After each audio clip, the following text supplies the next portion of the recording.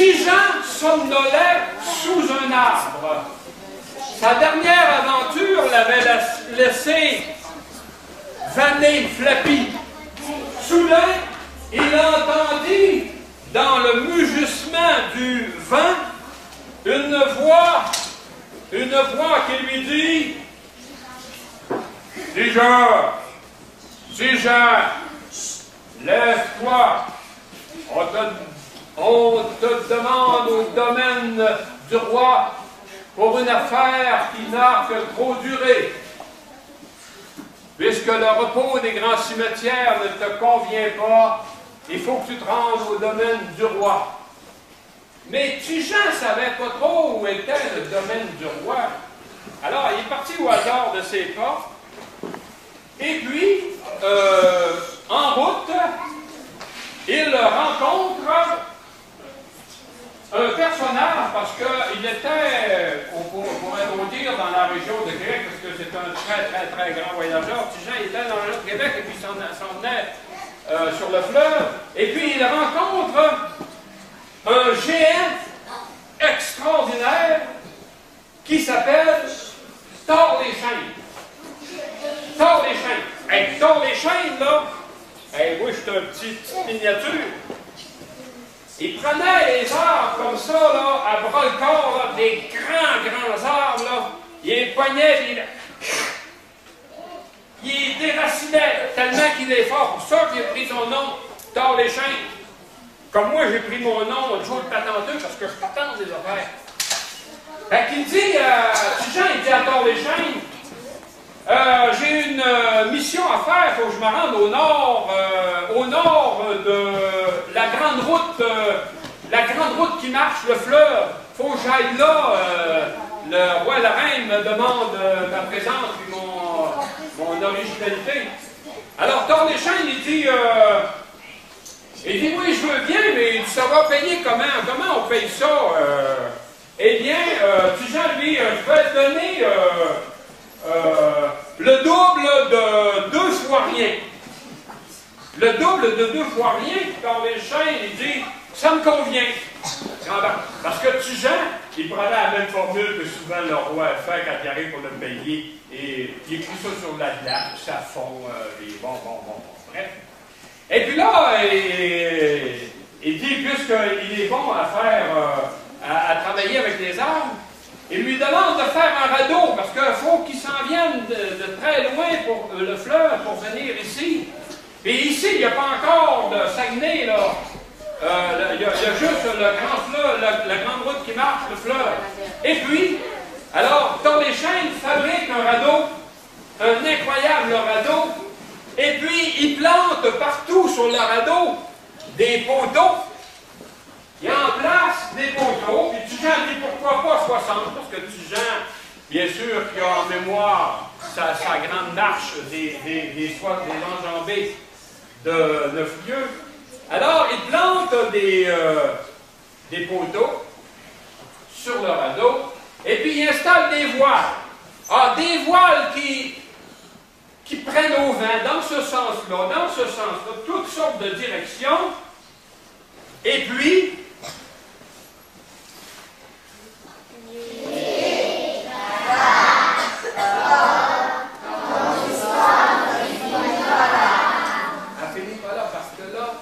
Tigean, il sait s'entourer de très bons amis. Il s'en vient avec Thor les Chênes sur le radeau tranquillement, pas vite, parce que... Et puis, savez-vous qu'est-ce qu'il voit? Il aperçoit le long du fleuve. Il y avait une espèce d'autre géant extraordinaire qui se tenait le nez. Pourquoi qu'il se tenait le nez? Non, c'est pas parce que ça sentait pas bon, puis pas pour ça. C'est que lui, ce géant-là, il s'appelait Ouragan. Ouragan. Parce que si, là, il faut qu'il libère juste une de ses narines, là. Hey, moi, j'ai un gros nez, mais lui, là, géant. S'il libère juste une de ses narines, là, ça fait comme une grosse tornade sur tout le pays. Fait qu'imaginez qu'il faut faire attention. Alors, Tigean, quand il a vu ça, il dit, pour me rendre jusqu'au domaine du roi, il faudrait bien sûr que mon compagnon Ouragan viennent avec nous. Et puis, Ouragan, encore là, lui demande, bon, comment ça va me payer tout ça? Ben, Tijan a sorti encore sa même rengaine de formule, là. 4 fois rien, donc pas grand-chose. Exemple. Bon, alors là, il continue ses trois amis, et puis il rencontre enfin, tout près de Saint-Jean-Port-de-Lys, non plus du point de Kamouraska, il rencontre là un autre géant extraordinaire. Savez-vous qu'est-ce qu'il faisait avec ses mains? Il cassait la pierre. Il cassait des pierres. Il en faisait des pierres pour faire des chemins, comme ça d'affaires. Parce que le seigneur de Kamouraska, il avait demandé de faire ça. Hey, il dit, je pense que ça va être utile, Tranche-Montagne, que tu viennes avec moi. Fait que voici que l'équipage est de 4 hommes. Et puis là, Tijan, avec l'ingéniosité, fait lever le radeau de la terre. Le radeau était comme ça. Le radeau était à terre. Et puis les hommes ont embarqué dessus avec toutes les voiles, les 4 hommes. Et puis Ouragan a commencé à libérer sa narine. Il a commencé à libérer sa narine. Et puis il a soufflé sur le radeau. Et ça soufflait sur le radeau. Et puis le radeau, comme ça, a parti du fleuve. Puis s'est envenu faire un grand tour partout dans le pays de la Wananiche. Et puis, savez-vous qu'est-ce qu'il a vu d'étonnant? Non! Il a vu que le Piekouagami, le lac plat, là, était bien plus gros qu'il est là actuellement. Mais savez-vous pourquoi il était gros, le lac? C'est parce qu'il y avait des castors géants. Il y avait des castors géants là, pendant des milliers d'années. Là, on construit avec toutes sortes de bois. Ils ont fait un immense lac. Jean la frousse y a pris parce qu'il connaissait l'histoire du déluge de Noé. Ce qu'il a dit à ses amis, à son équipage, parce qu'il s'est dit, il ne faut pas laisser ça là, il faut démanteler le barrage de façon ingénieuse, parce que sinon, si ça déborde comme ça en catastrophe, ça va tout briser les arbres.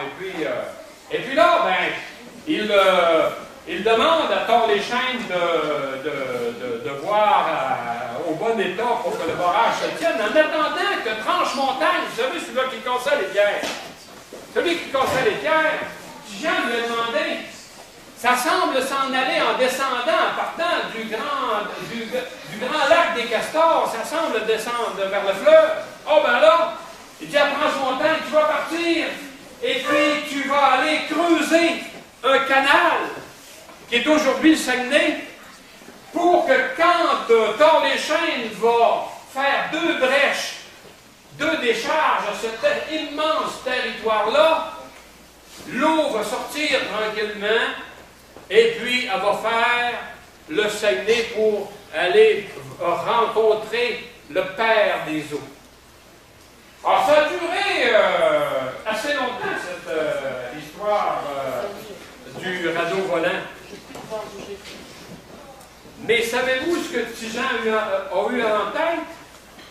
Après ça lui a donné l'idée, une intuition, parce que Tijan est assez fabuleux.